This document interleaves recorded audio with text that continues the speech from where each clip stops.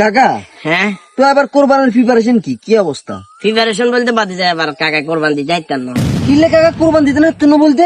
কারণ কোরবান আগে টেয়া হাঁসা আসিল, কোরবান দিছি, এখন টেয়া হাঁসা নাই দিতাম না, এটা আরে বুঝলাম না, বাইয়ের বিদেশ হারাইছেন, বাইয়ের টিয়া পয়সা হারায় না কি আরে? তুমি বাইয়ারে বিদেশ হারাইছি সেটা কইলা, বাইয়ারে বিয়ে করাইছি সেটা তোমার খেয়াল নাই? বিয়ের হরে এটা জানি না কিল্লে হয়েছে, মানে আর পুরোপুরি পরিবর্তন হয়ে গেছে। গিয়া কইছি বুঝছো না, আগে যেচ্ছা বিদেশে তো নান্ডালা টিয়া হইসা হারাইতো, টিয়া হইসা হারায় না। হারায় না করলে অবশ্য ভুল হইব, হারায় ধরো মাসে তোমার চাচি মেলা আর কাকাল্লা 5,000 টাকা হারায়, সেই বন্ধি তো আন্ডা ওষুধ খরচ হওয়া যায়, কথা বুঝো না?